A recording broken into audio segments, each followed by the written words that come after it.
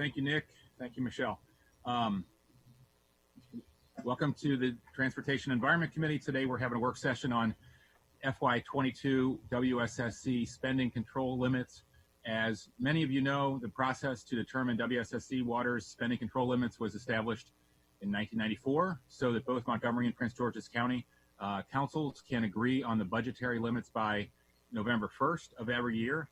The approval allows WSSC to work within its approved limits for its operating budget public hearing draft, which is published and released in January 15th of every year. WSSC Water transmits an operating budget to both counties by March 1st. The committee work session follows the bi-county work group meetings that were held on September 9th and September 23rd, as well as Montgomery County Council hearing on September 29th. The FY22 revised base case is 6.6% recommendation, which is a 6% change from the FY21 budget. I certainly hear from constituents often about their concerns with the increases in WSSC rates each of the last several years. I believe some of my colleagues share those concerns in both Prince George's and Montgomery County, as well as some of our staff. I hope we can make recommendations diligently to assure our ratepayers that we're providing proper oversight and guidance, and the WSSC is not just accountable to ratepayers as we want to see every year, but sensitive to the recession and pandemic that we're all grappling with right now. Thank you, Keith, so much for your thorough packet. I'll stop there and let you go into details and walk us through. Okay, and I thought it might be helpful to hear some introductory comments from Ms. Reed, who is Sure. on the call, and then we can go through the packet, I think, expeditiously. Wonderful. Ms. Reed, thank you so much for joining us. Well, good morning, and thank you, Committee Chair Hucker and Council Members Glass and Reamer. Thank you for the opportunity to be before you and talk about our budget and spending affordability guidelines today. And I just wanted to mention, despite our challenges, we have a AAA challenge, our aging infrastructure, aging workforce, as well as affordability concerns. Without fail, WSSC Water has produced clean, safe water for the 102 years that we've been in existence. We've never had a water quality violation, and we are recognized in the water industry as being one of the best utilities in the country. We have a AAA bond rating. We're award winning, and our decisions are always guided by science and data.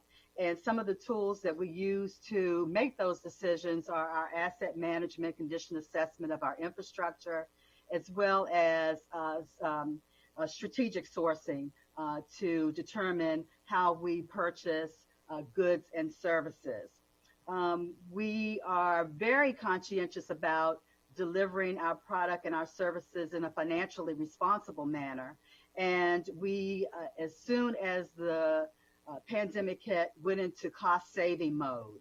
But it is my duty to let the T&E committee know what it is we need to make sure that we maintain and sustain the good record that we have, or the excellent record we have of delivering clean, safe water without water quality violations, which means that we have to invest in our system.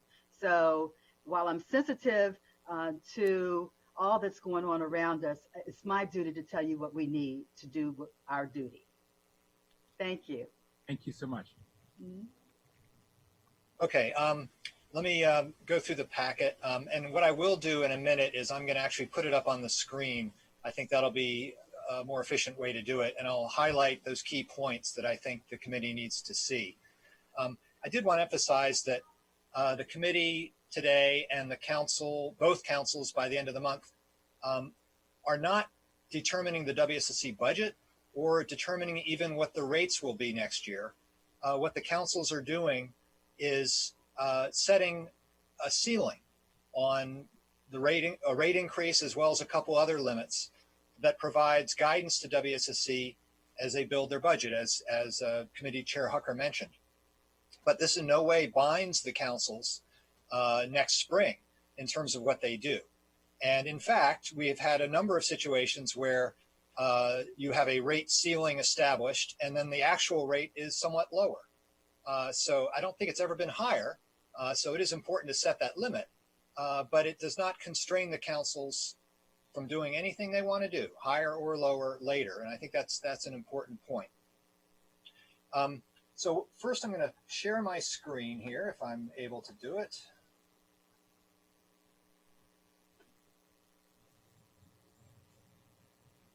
Okay.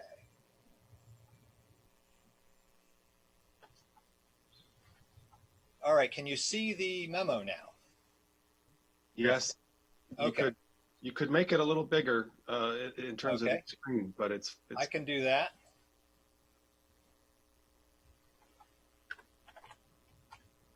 Is that better? Yeah. Okay, I'm just going to scroll down to the first chart I wanted to present. This is the spending control limits history. And I just mentioned that we've had rate increases up and down, and the rate increases have been different in some cases from what the limit was. These rate increases go all the way back to, or the limits that were set go back to FY96.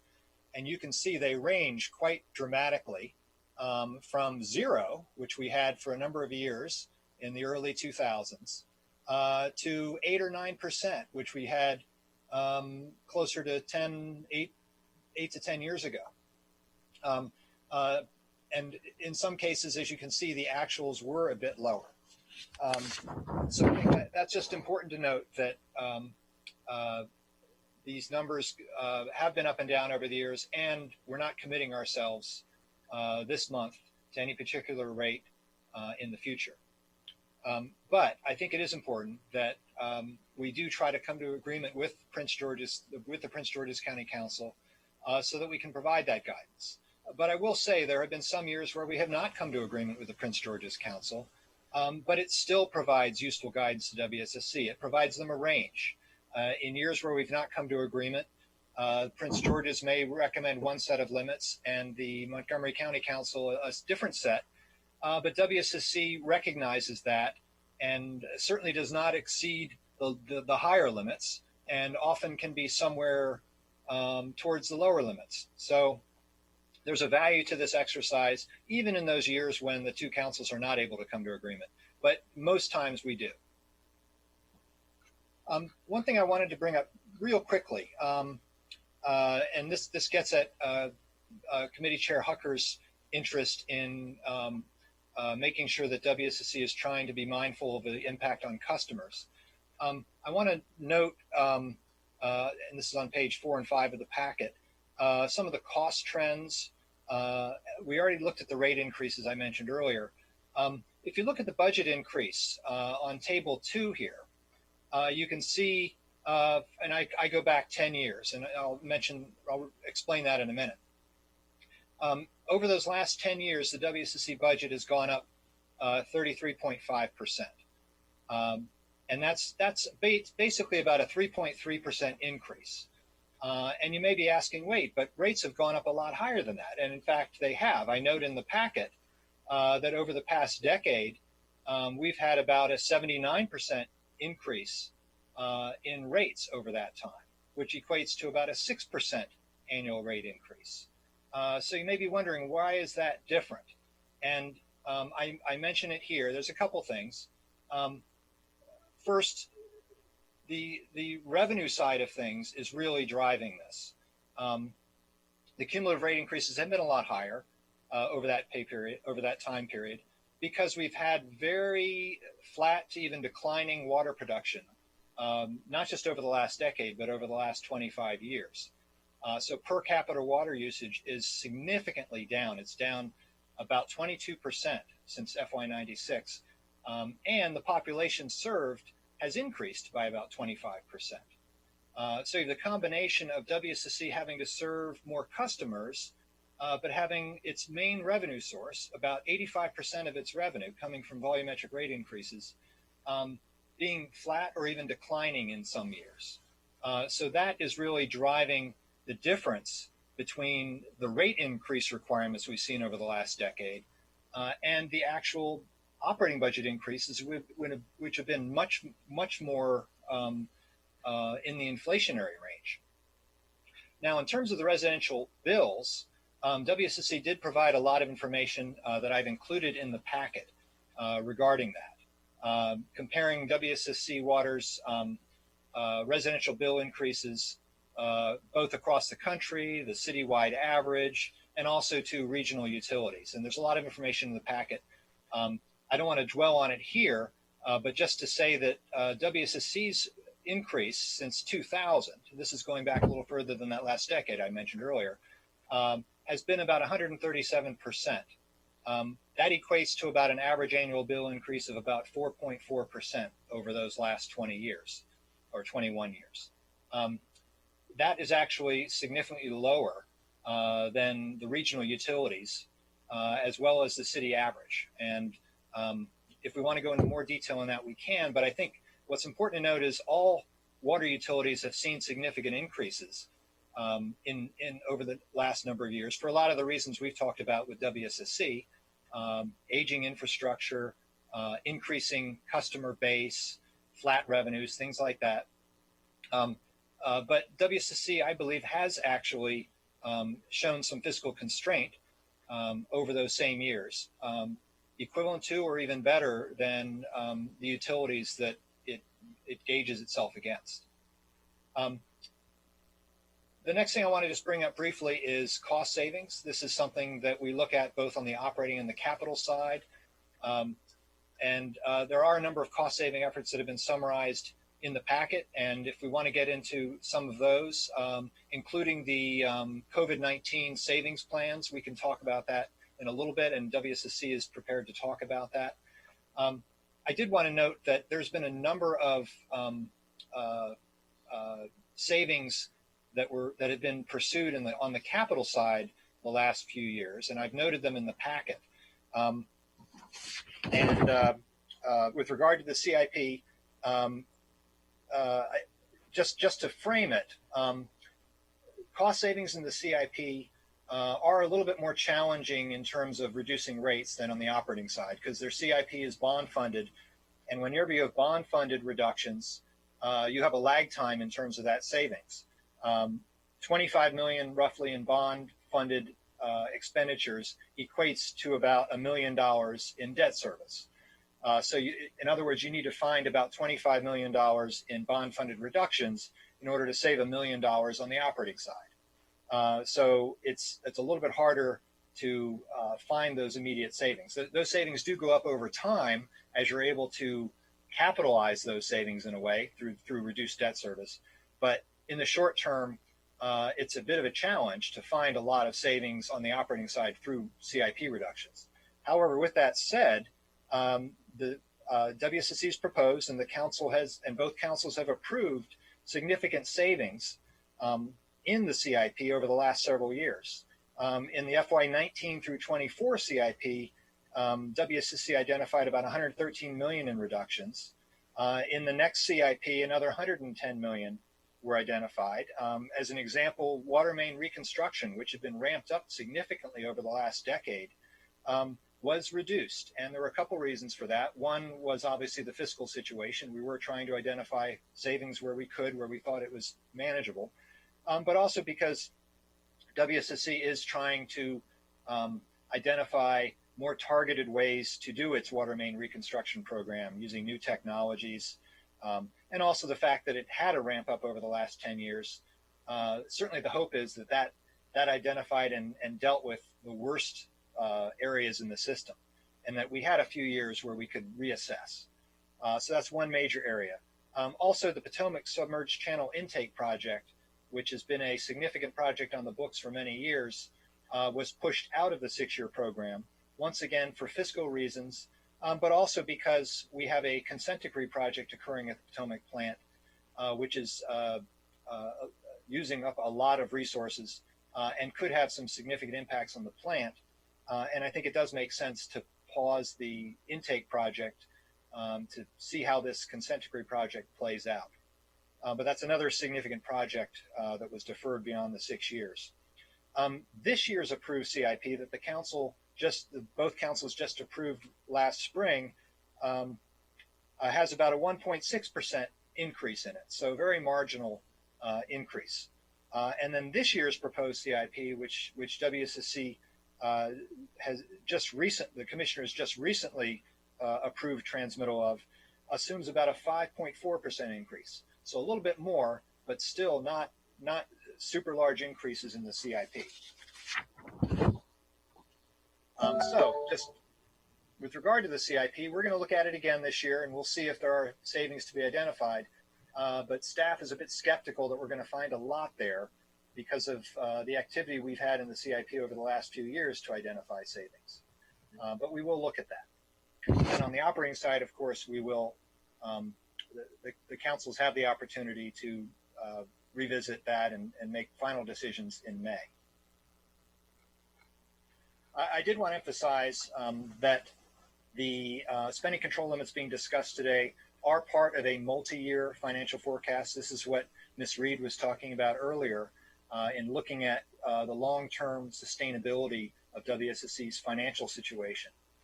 So we're not just looking at the first year.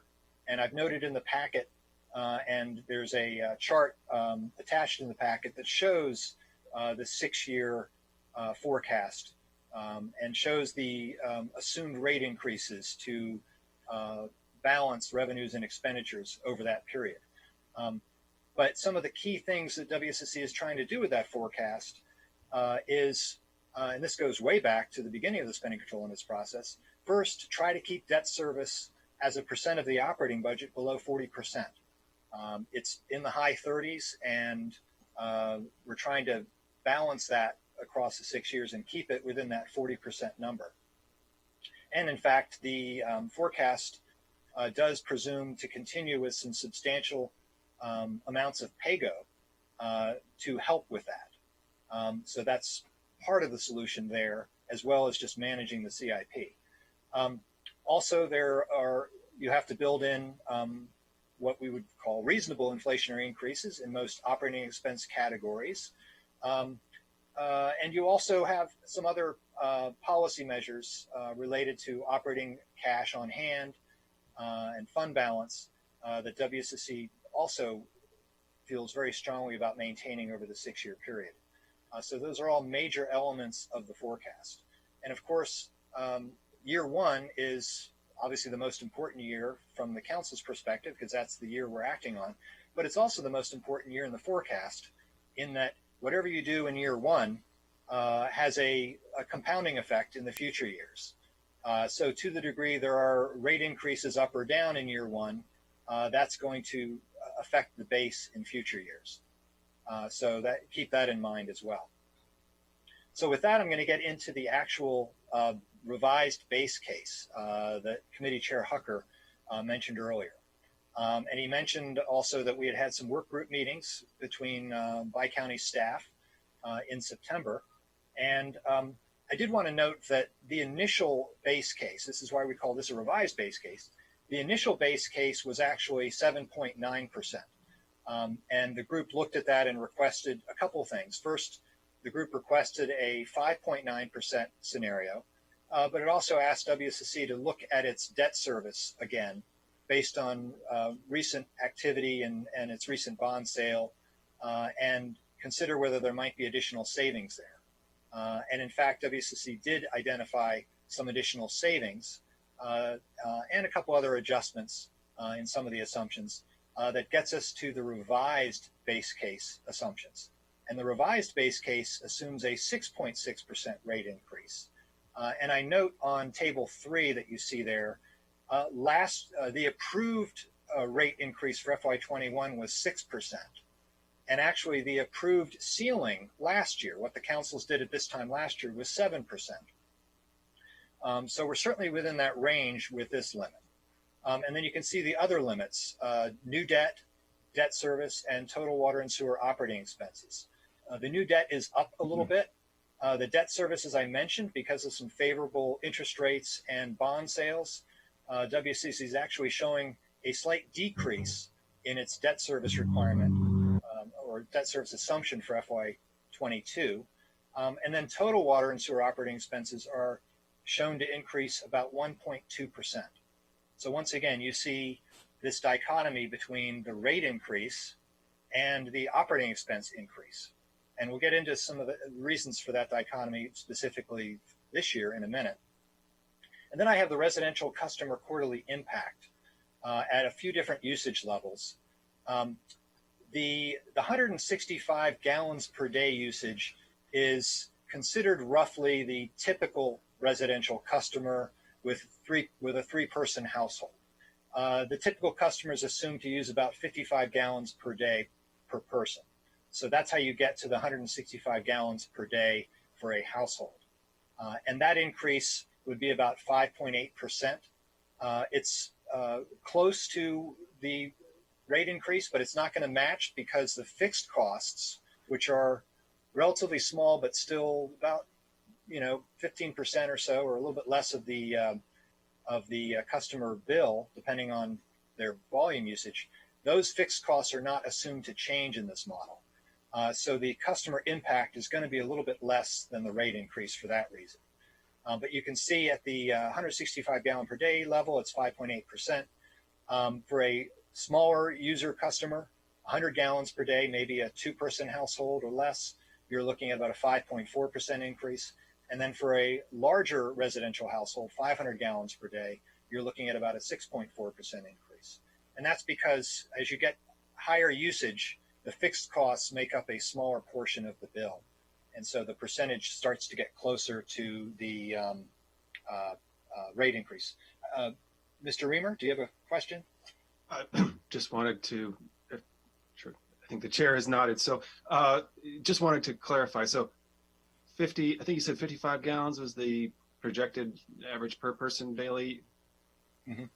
So a 500 gallon household is either, on average, a little less than 10 people, or they're using just a significantly higher amount of water. I mean, well, you may get some economies of scale where not everyone's using 55 gallons per day in a 500 gallon per day household, because, for instance, laundry or other things, you're getting some group benefit there of less usage. So you probably don't have 10 people in many households, but you may have 6 or 7. I guess I'm just sort of asking who uses that much water.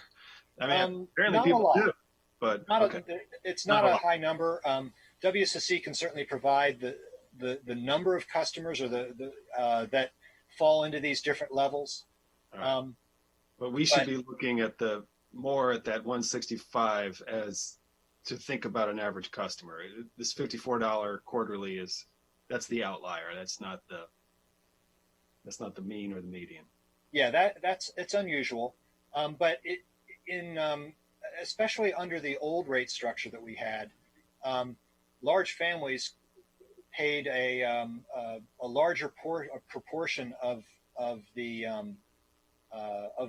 costs within the larger household users. I mean, these could be people who are soaking their lawn with a lot of water. We don't know if it's people or usage that's driving that, right? Well, certainly in the summer months, you're going to have higher outside water usage, and unless they have a separate meter for their outside water usage, it would fall within this. You're correct, both on the water side and on the sewer side.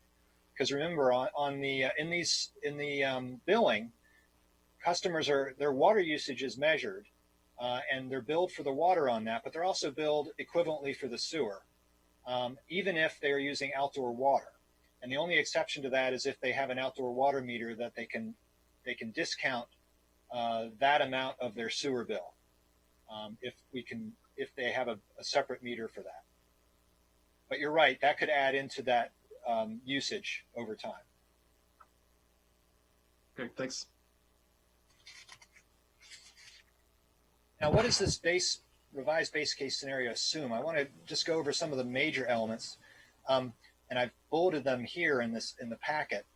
First, as I mentioned, the fixed fees are not assumed to change, and that is something I think WSSC will be looking at in the next couple of years. We've been fully focused the last several years on the rate structure, and that just changed last year. But I think the fixed fees, and there is some information in the packet about these and how they compare to other utilities, those probably should be looked at again as well. It's been about 6 years since they were last looked at. But there's no change assumed in this forecast. The pandemic-related issues, and this is important to keep in mind, WSSC, just like other utilities and government entities, saw some significant revenue reductions in FY20 and is expecting some significant revenue reductions in FY21. And in response, developed savings plans. These are, for the most part, they're essentially one-time savings plans intended to get WSSC through these years. And the forecast does assume that in FY22, WSSC gets back to a sort of regular footing. So that's one assumption. And then the other assumption is that the revenue that was lost in 20 and will be lost in 21, there's not an assumption that it's going to be recovered. You have a lot of delinquent accounts. Perhaps some of that does come back, but you also have a lot of reduced water usage. And if someone doesn't use water in June, you're not going to get that revenue back later. It's just lost. So that element of it is certainly a one-time loss that's not going to come back. Can you elaborate on why that is? Certainly a business that's closed is not using water, right, but there's certainly more people working from home all day long, for example. Has there been analysis of why during COVID there's been this drop-off in usage?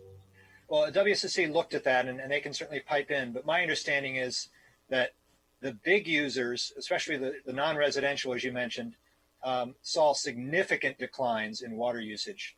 On the residential side, there was not nearly as much of a change.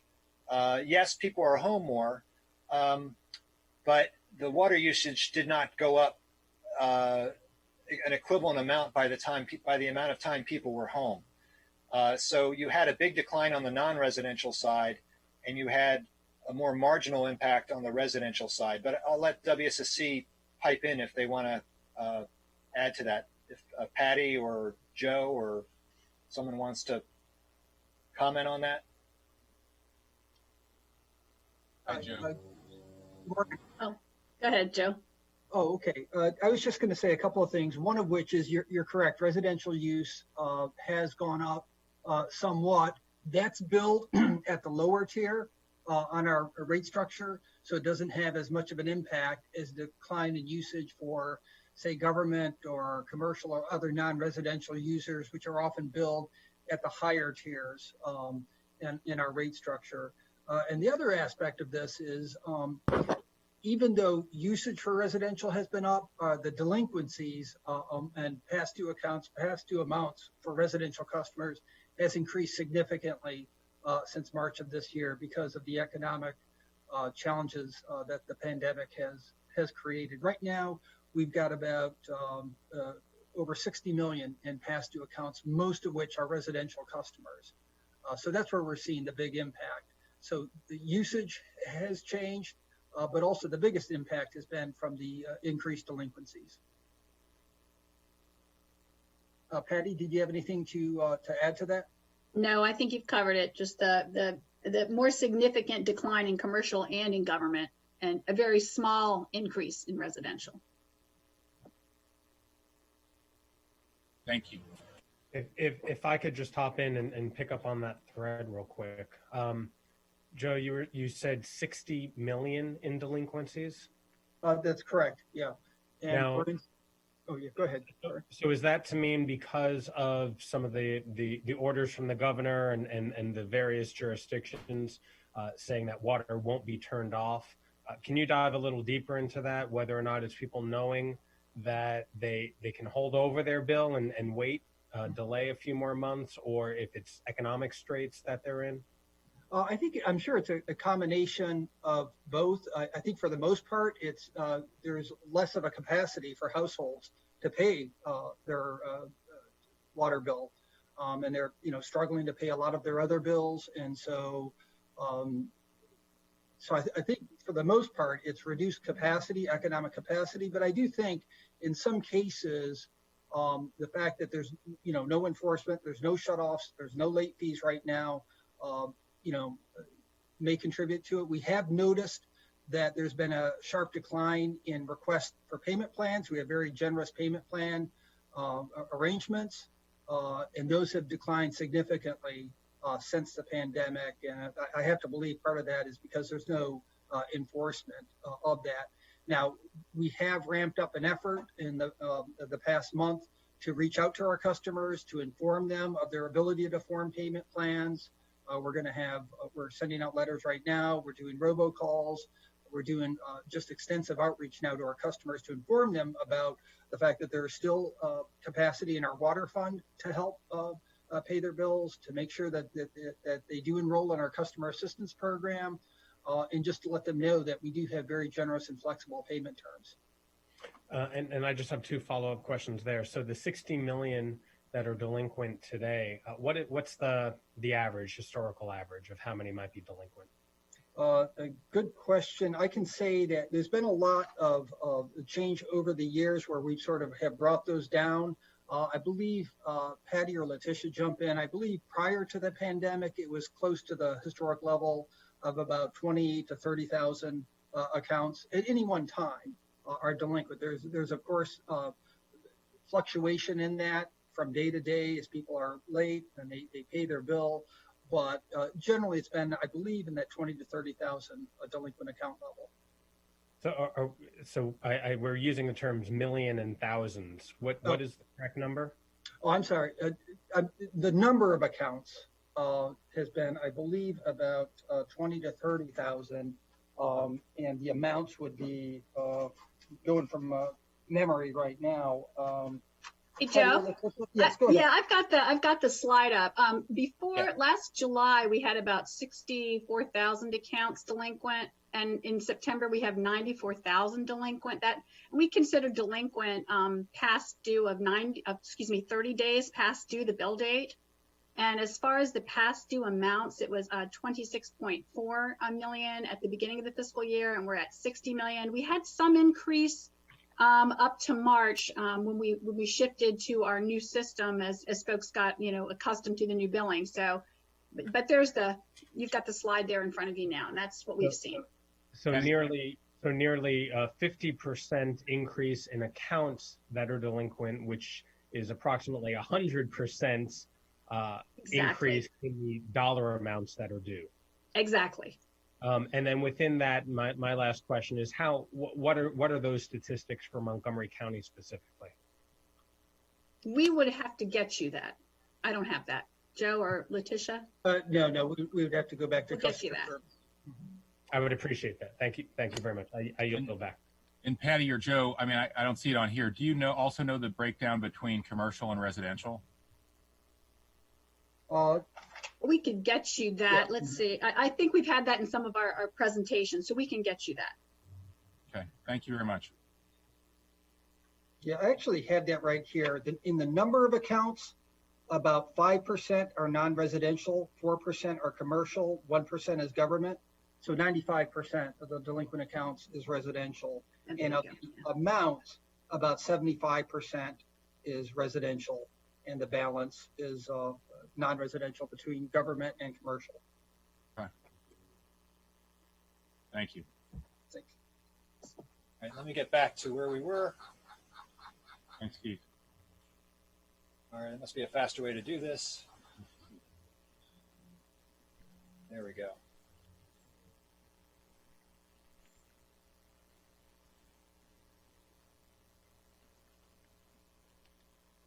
Okay. Moving on with some of the major assumptions in the revised base case. The revised base case assumes full funding of the proposed CIP. I mentioned that earlier, that 5.4% increase.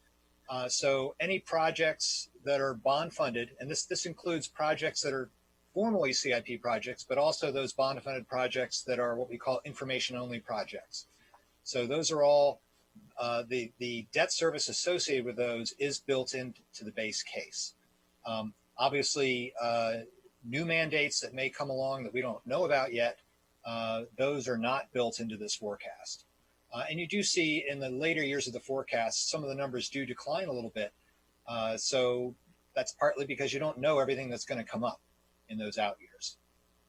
But everything that we do have in the CIP, in the proposed CIP now, is built into the forecast. Salary and wage increases are assumed in the forecast, as they have been in past years. But as we've done in past years, the councils defer decisions on compensation until they have determined what they're doing with their county employees. And in fact, last year we made an adjustment to the WSSC operating budget for that reason. And we've done it in the past as well. But I think it is important to at least build into the limits some assumption so that you can come down later rather than build yourself a potential problem up front. These numbers are in a regular year, and certainly we're not in a regular year, but in a regular year, these numbers are about what we've used in the past. We don't know what's going to happen in the spring, but we can revisit that as we have in the past. Inflationary increases in current programs. There's a 2% increase assumption in FY22 in the out years. That's similar, in fact, the same as what has been assumed in past forecasts.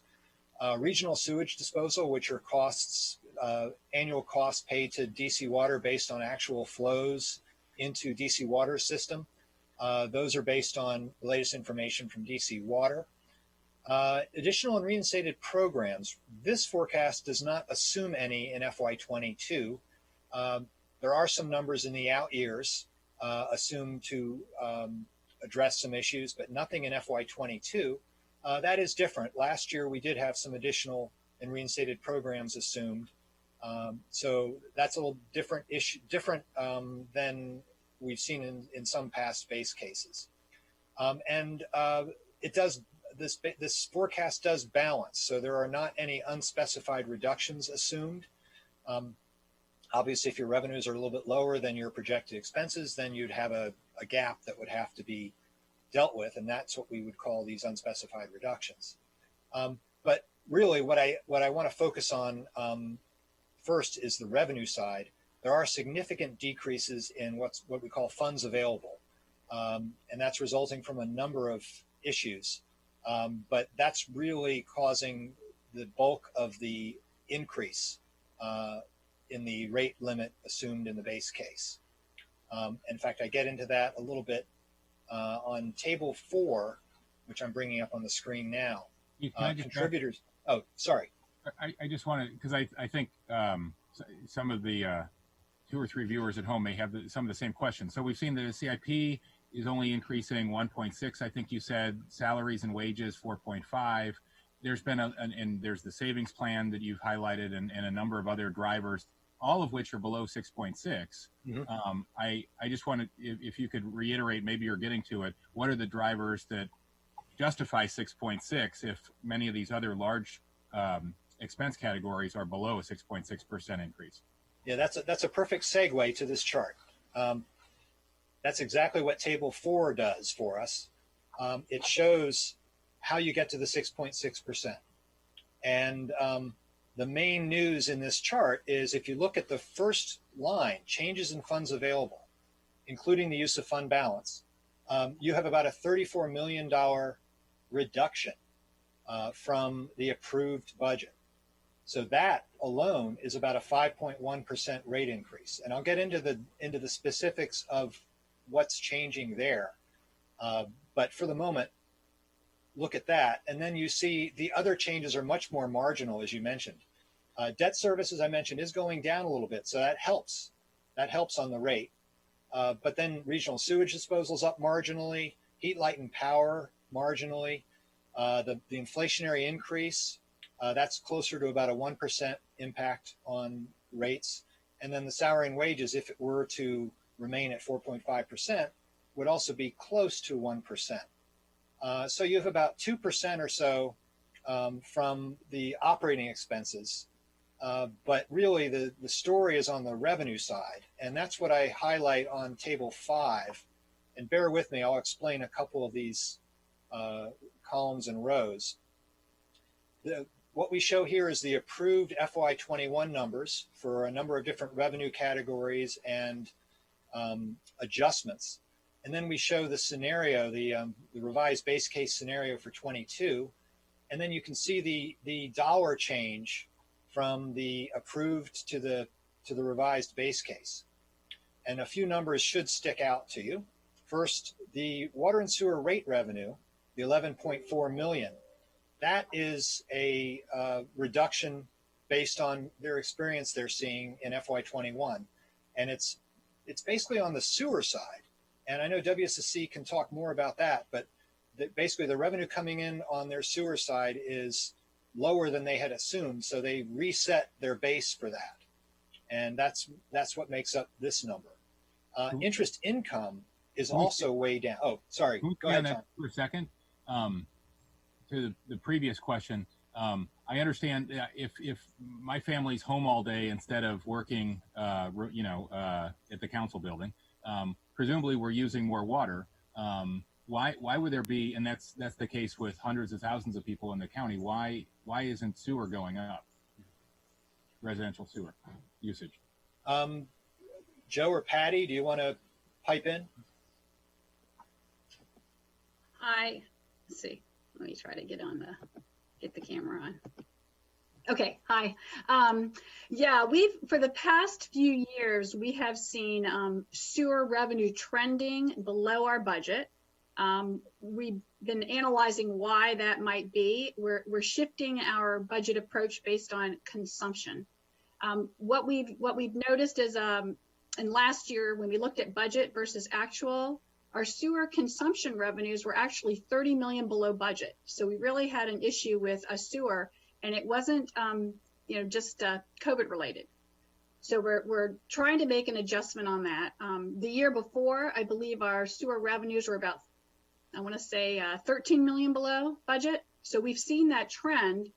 And again, I don't know if Joe wants to chime in on why that is. It's just we've got a couple of things going on. We have, tiering, we've got new billing, we've got, of course, COVID's coming in. So the analysis of what's driving that, I don't have a specific answer on, except that it's been a constant trend over the past 3 years. And we're trying to make an adjustment for that because those revenues are just not coming in. Joe, do you want to add anything? Again, we continue to analyze it. Sure. The only thing I would add to that is that when we set up our 4-tier rate structure, we transitioned from the 16-tier rate structure, there was an assumption of the sewer revenue would have been billed at the higher tiers. What we've actually seen over the past couple of years is actually the majority of those revenues have been billed at the lower tiers at lower rate levels. And that's been the biggest contributor to what we're observing is a reduction in sewer revenue below what we expected. So we're going in further into that analysis to see why that has changed. But just in our review of the billing data over the last couple of years has indicated that it's being billed at lower tier rates than at the higher tier rates, which our assumptions in the budget for the past couple of years have been. Okay, thank you. So, and Tom, regarding your COVID question, remember for 22, WSSC is assuming sort of a normal forecast. They're not assuming that the COVID impacts spill into 22 in this forecast. So yes, there were obviously water usage impacts in 20 and 21 and delinquent accounts. Right. But the forecast, assumes that rights itself starting in FY22. Okay, but I mean, you understand the assumption. All the hundreds of thousands of families working at home, they might be drinking a little more water on the average. They're not watering their lawns more often. They're using sewer presumably more. And you're saying you came in lower than your assumption. Is it the case that actual usage is up though compared to this time last year? I believe the latest reports I have seen is that water and sewer residential usage is increased slightly. Yeah, I think when we compared just the month of August, just for an example, I think consumption on water was for residential up 5%. But then when you compare looking at a government and a commercial being down significantly more, that offset that. I get it. It might be offset by the closed council building, for example. Okay, thank you very much. So you have that deficit shown in 22. You also have a significant reduction in interest income. Historically low interest rates obviously are part of that. But so WSSC is resetting its interest income assumption going forward as well. And that's a big hit on the revenue side. And then you have some other miscellaneous changes there, not as significant.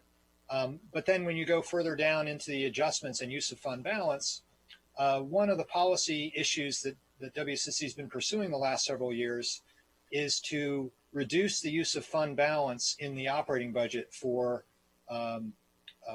items that in the past we have used fund balance for.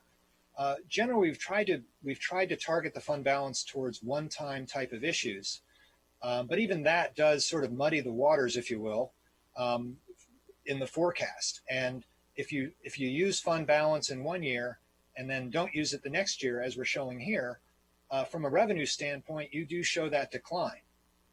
So we do have that decline to make up, but that's a one-time decline. It would not then show up again in 23. We would be at zero, and so we would have reset the use of fund balance to zero. But it does hit us in FY22. So those three elements, the rate revenue, the interest income, and the use of fund balance change make up the bulk of the reduction in funds available. And as I mentioned, that's the major driving force, or at least 3/4 of the rate increase requirement that we're seeing for FY22. Now, as I mentioned on the expenditure side, we do have some good news on the debt service side, and the other elements are only marginal increases. And I already mentioned previously that salary and wages are something that we will revisit in the spring. So there's not a lot of news on the expenditure side, really. Certainly, as I mentioned, if WSSC has new initiatives it wants to pursue, or new mandates in some cases, under this forecast for 22, they would have to find the resources within these numbers. There's not a set amount assumed for new initiatives or reinstated programs as there has been in the past. So that's also not in here. So I think it's the forecast starts out as a tighter forecast in that regard.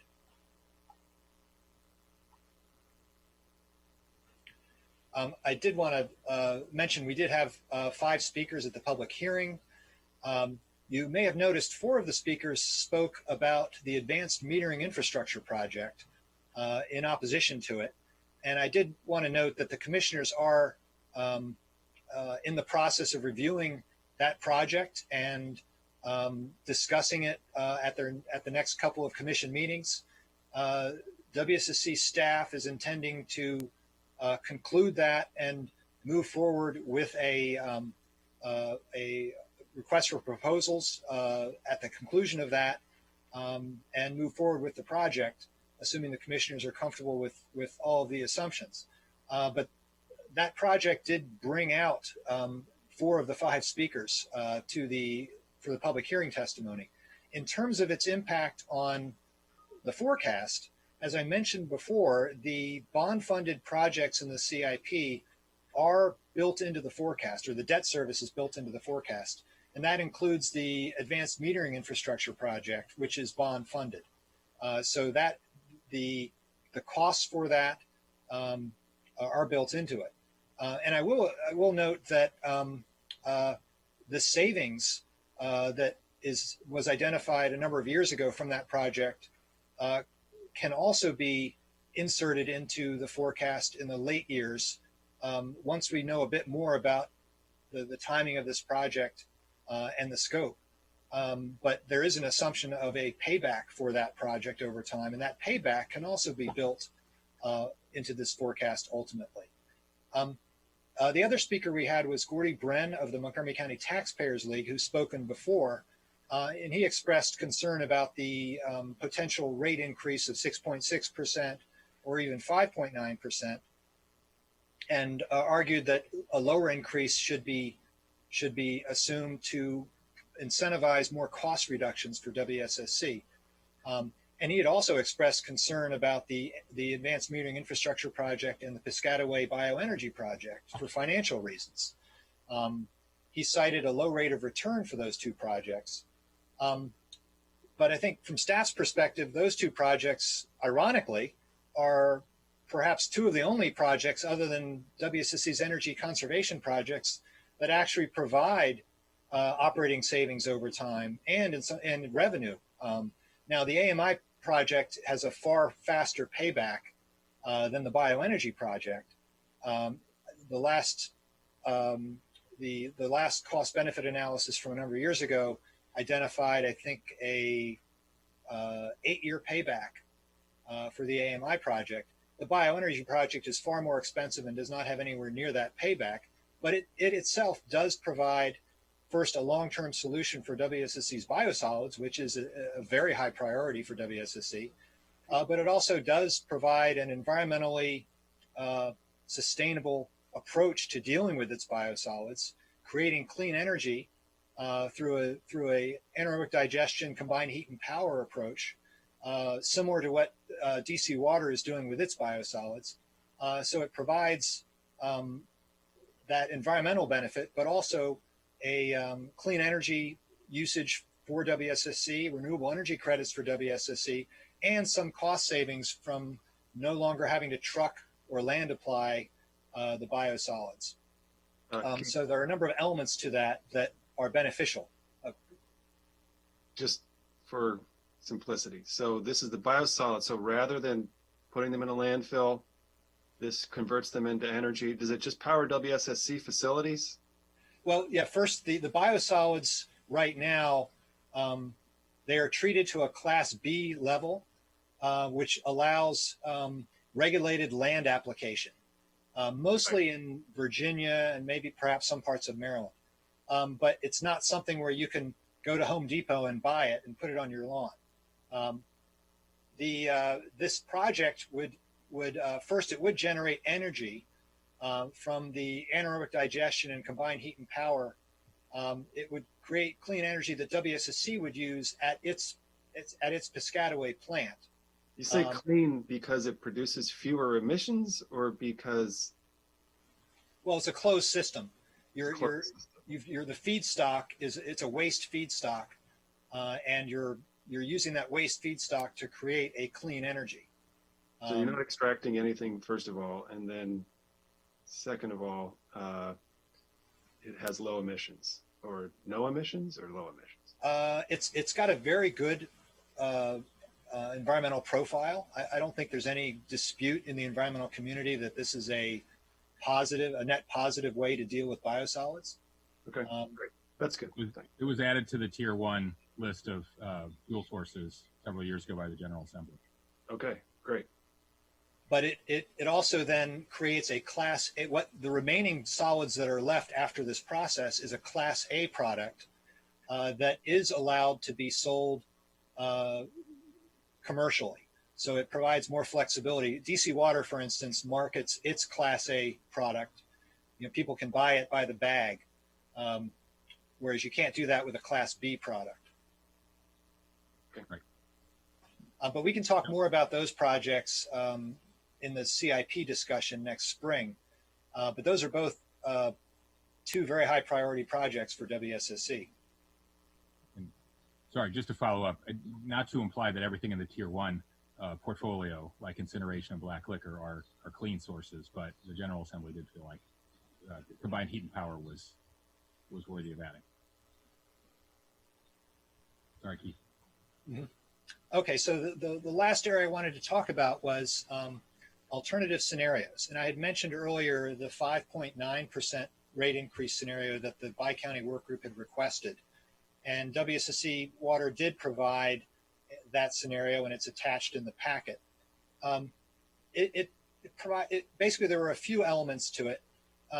First, it assumes a lower bond interest assumption in FY22. That saves close to about $1 million. Whether that will happen or not, we don't know. But that's one change. And also, it does assume a certain amount of unspecified reductions, about $3.9 million. And then there are a couple other minor adjustments, and that gets you to the 5.9%. But to put it in perspective, I have Table 6 which just shows, it's similar to that prior chart you saw about how the rate increase is built, but it adds the unspecified reductions that would be needed as part of that. So you can see the 5.9% rate limit scenario has about a 3.9 million unspecified reductions. If you go to the 6.6, the base case, as I mentioned, that's balanced, so there's no unspecified reductions there.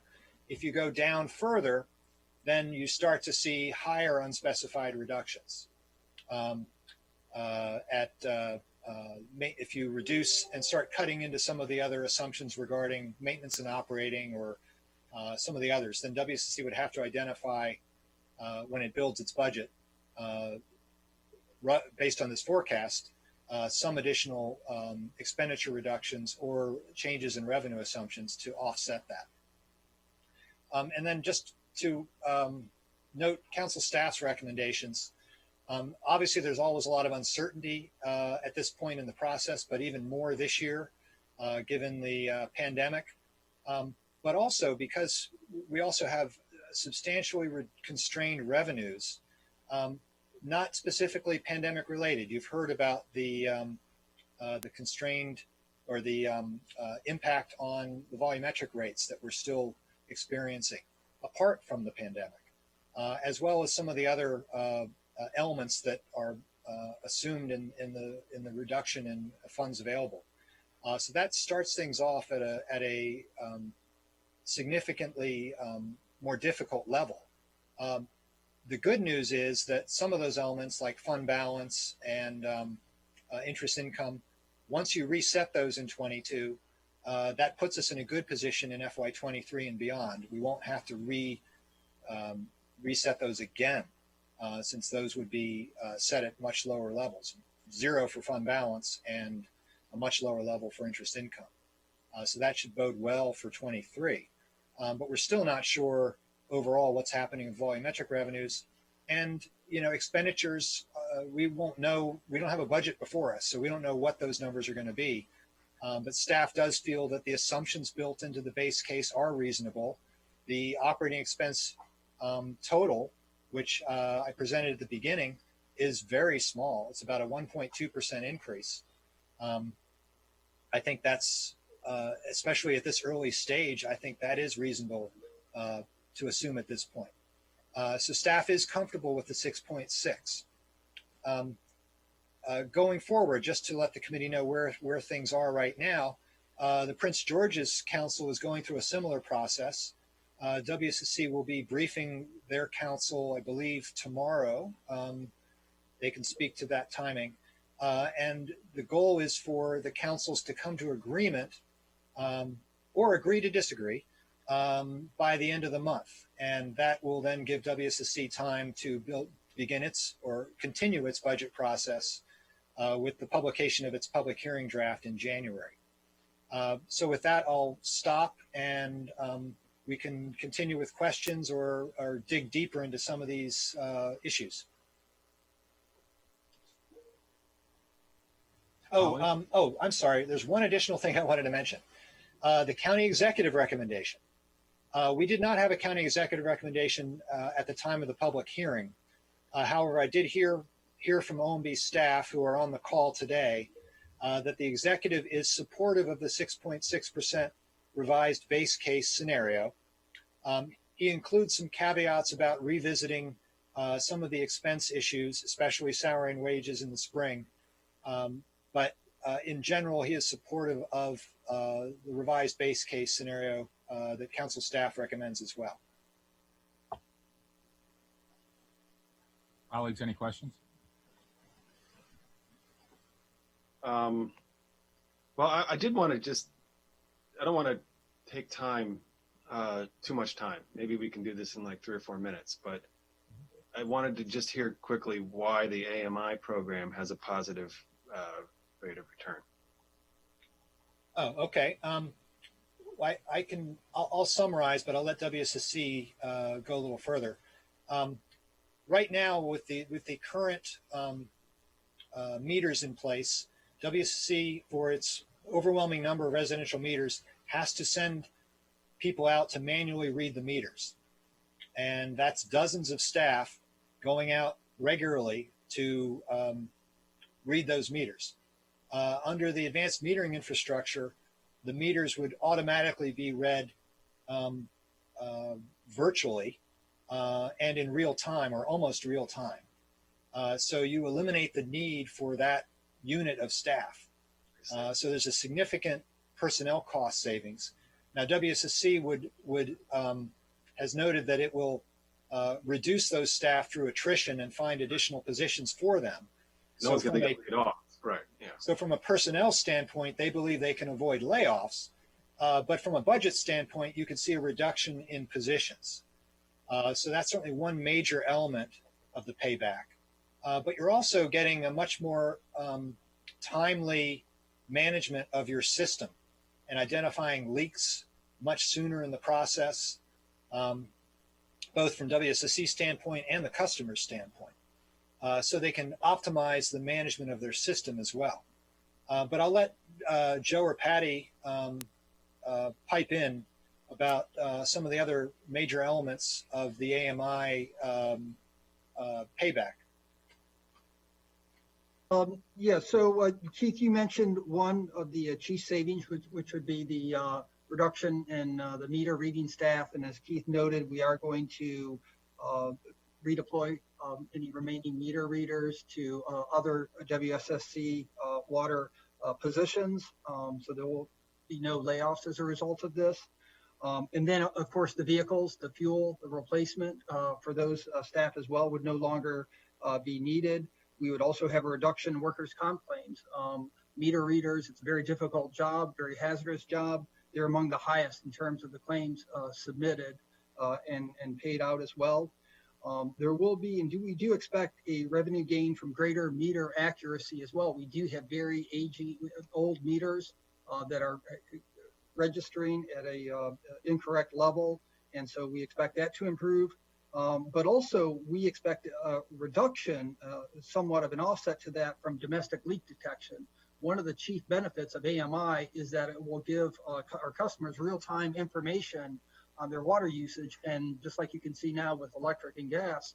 So if there is a sort of an unusual spike in usage, that would indicate an on-premise leak, and we would be able to get that fixed and avoid those high bills related to on-premise leaks as well. So those would be the chief components of the payback. And are you initiating it this year? When does it start? We're planning it right now. We're planning on issuing the solicitation in November of this year, and expect after we select a vendor and go through the negotiation that we would present it to our commission in next October for their approval, and then would implement the project with the commission's approval after that. So from FY22 to FY26, then we would begin the replacement of our meters and the setup of the system for the data collection system as well, and integrate it with our billing system. So we would expect it to be completed by FY26. And then that's when the payoff begins, or I suppose it even begins a little quicker than that. But it would begin, yeah, as soon as we're replacing our aging meters, we would see improvements right away from that, but not the full improvements until after full rollout of the system. Okay, thank you. You're welcome. Good program. I'm glad you're doing it. It seems like something that, we ought to be moving forward with as quickly as possible. It's always hard to make an upfront investment, but you get a long-term payoff. And I think this is the kind of stuff people want government to do. I think they would ask questions as to why we're continuing to not rely on a technology that could save us money, if we only adopted it. So, I'm glad we're doing this. And can I just ask in a very simple way, Joe, or the appropriate, talk to us about again the distinction of these different base case scenarios if we go with something less than the requested rate. Well, I think Mr. Levchenko pointed out some of the options. We would really, if we went to lower than 6.6%, we would have to look at really on the expenditure side. We don't expect to get much if we were to reduce the CIP. because it's highly leveraged with the use of bonds. So we would have to look at other expenditure categories and see where some savings could be made there. It would be difficult to do, but at this point, I couldn't give any specifics on what that might be. Joe, let me just piggyback on if you're finished, Hans, on Yeah. this topic. I just wanted to piggyback on that. Joe, I just received a letter that you all have, I guess, from one of our state legislators forwarding a letter from your staff union, asked me 2898. And they, on that topic, well, they have a few topics in here, but among them is the AMI expenditure. And there's a few things in here. One was the complaint over the $300,000 spent on the name change, which we've discussed. $9 million approved for smart meter project management. And they say Project Cornerstone has continuously shown itself to be unreliable and undeveloped and continuously failing despite all the evidence of Cornerstone not proving to be what it was purchased for. We continue to throw senseless amounts of revenue into this project that's $50 million over budget. WSSC Water continues to start projects and not complete them. Since this wasn't like in the packet or part of the testimony or at the public hearing, do you want to? I'm sure you already have it, but just in case, I just sent it to you and Ms. Reed. Do you have any response to that while we're on the topic? Yeah, we respectfully but very strongly disagree with the statements in that letter from ASCME. Project Cornerstone actually has been very successful. We were on time, on budget with that project. It significantly improved our billing for our customers as well. We actually received the customer service, its annual conference for utilities. We received their award for the project of the year for Project Cornerstone. So it was recognized by our peers around the country as, for that year, for 2019, the outstanding project of the year. So we're very proud of that. So I really don't know the basis for that allegation. It actually was a very successful project. Again, I don't know what the reference is to starting projects but not completing them. To my mind, that's not correct at all. So yeah, we can go into detail, but not surprisingly, we don't agree at all with the allegations made in that letter. Okay, yeah, no, as I said, I just got it, and I'm happy to follow up with you and them. They also mention, just to see if you can respond to this, that you have WSSC facilities that have mold and that aren't ADA accessible. Thoughts on that? Well, it's a very general comment. I could say we do definitely have aging facilities. We have a project underway right now to do renovations at our Anacostia depot. So I don't know specifically what he's alleging there as well. And if he wants to make us aware of the facility he's talking about, we can get on that right away. But we do have aging depots that we're working to correct right now. The ADA, again, I'm not aware of that, what he's, specifically where those accommodations aren't being made. So we will try to get some more detail from the union president about that and address it. Yeah, it's a little over a week old. You all haven't met with them, or have you scheduled a meeting with them to talk about this? Not this specifically. We do obviously frequently meet with the union on different issues, but not this specifically. So we'll pursue that in our next labor management meeting. I hope you could do that. I'd be happy to attend or send staff or whatever. And I see Ms. Johnson has turned on her video as well. Very nice to see you, Monica. I'm guessing you have something to chime in here? I do. I just wanted to reiterate what Joe said about us following up with the union on that. We have labor management meetings regularly. In addition, our how often is regular? At least once a month. Okay. Or every other month. But it's on a regular schedule. But in addition, our safety office meets with the union. And I double checked when I saw the letter. We received the letter, I want to say like yesterday, and allegations and issues about molds and ADA did not come up at our last meeting, which was recently. So This is news to us. We will look into it, but those Yeah. concerns have not been raised with management. If you could keep us posted, that would be great too. And, Definitely. And Jay is in and out. Jay, do you have anything Yeah, I to don't know add? what's going on. I should be in, but I just want to let you know that we met with the union on Monday, and none of those topics were brought up. Okay. What did you discuss on Monday? Maybe they just had a full agenda.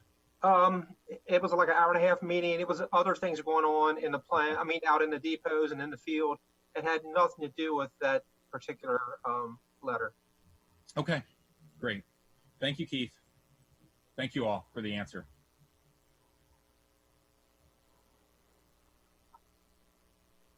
So any other questions? I think what we would, from a process standpoint, we would like to have a committee recommendation. It's obviously subject to revisiting depending on our back and forth with Prince George's County, with Prince George's County Council prior to full council action. But I think it would be helpful to have a committee recommendation at this point that we can start from. And as things develop between now and the full council, staff will connect with the committee members as needed. Okay. One more question. Make sure I understand this. There's a significant loss of income this year. Where the planning is that there won't be one next year, that it'll be back to normal next year, I think you said. Well, there are a couple of one-time hits in funds available that I show on the chart here. The rate revenue issue, we're not sure about that. You know, that's something that is looked at every year, but hopefully we've reset it closer to what it should be. The interest income, it's hard to see it getting much lower than $1 million a year. So if we reset that this year, that should be something we shouldn't have to reset again. Perhaps it goes up a little bit. And then the fund balance, redirecting fund balance to cash on hand. Once again, that's a one-time hit because we assumed some use of fund balance in the approved budget. But if we don't assume any fund balance use in 22, then we won't have to make that same adjustment in 23. So yes, a couple of those big items, should go away. So that should take a little bit of the pressure off the rates from this side of things going forward. Okay. Well, I'll just say, I know today we're just setting the limit. I think we're sending a message at the same time and trying to reassure the public and our ratepayers. Ms. Reed reminded us very eloquently that they have to deliver high quality water, and they've done a great job of doing that for 100 years. And we don't want to compromise their ability to do that, and we're all cognizant of that. But this decision isn't made in a vacuum. The ratepayers are our taxpayers and our small businesses and large businesses as well. Many are out of business and are struggling with the impact of COVID. And we are dealing with a really uncertain economic future in a county that is facing very significant revenue write-down of our own. And we've asked all of our agencies, we've passed a savings plan pretty much every year I've been here, but we're asking all our agencies to find significant savings as well. So, I'm grateful to the Bi-County Work Group for requesting the lowered base case. I'm glad to see WSSC responding to that. I'm still concerned about some of the assumptions we've discussed, like the multi-year rate increases that are in the packet of 8%, in 6.6% in FY22, 8% in 23 and 24, to get to the lower rate increases in the future. That I think it's going to be hard for our residents to understand or support that. And this is a reminder again to me that we would really benefit from differential rates for our residential and commercial users, as we have for our other utilities, including gas and electric and telecom. And I'm grateful that Ms. Reed and WSSC leadership said that they would support that legislation again in the Maryland General Assembly. I hope our delegates can pass that to provide some relief to our residential customers and some progressivity and fairness to the rates. I realize this is just a limit we're setting today and not a final approval, but I really hope that we can send a message that assures our residents that we're concerned about the climate we're in, and that WSSC continues to keep their foot on the accelerator on cost reductions as the bi-county working group recommended. I'm glad they recommended the 5.9%. Personally, I'm more comfortable if we were to adopt that as the limit. I realize it includes some unspecified reductions. We've seen that from the county executive as well, and we're still, every day looking for unspecified reductions from our own county agencies. And I think we ought to tell the climate that, it could tell the public that fair is fair. What we're doing is being done by WSSC as well. So I think it'd be fair for us to recommend that if my colleagues agree. I agree. I agree. Okay, so I heard unanimity on the 5.9% scenario. Correct. Right. Okay, so that'll be the committee recommendation going forward. I'll communicate with Prince George's and see where they head, and depending on where they go in the next week or so, I'll reconnect with committee members and see if we need to do anything again before full council or not, or if we can just go straight to full council. Right. And I'm grateful for the budget savings that WSSC has already realized. And I realize this is a complicated thing and it's a lot to absorb always in one hearing. And I'd encourage Ms. Reed and Joe and Monica and everybody to stay in touch with us as you're building your budget and as you're looking at these assumptions to get back to us about what you can do and what you can't do. But I think it's important that we all set forth on a path like that today. So I appreciate support of everyone. Okay. Keith, anything else? That's it for this issue. I think that's your only item on the agenda today. Right. Right. Well, thanks again, Keith, for the very thorough analysis and packet. Thanks to everybody at WSSC. We didn't get to recognize all the folks that have been watching, including board members and staff, but I'm grateful for all your hard work. Keep delivering us safe and clean water. Our public really relies on it, and you're doing thankless and valuable work. So thanks to everybody. Thanks to my colleagues, and we'll see you next time. Thank you. Thank you.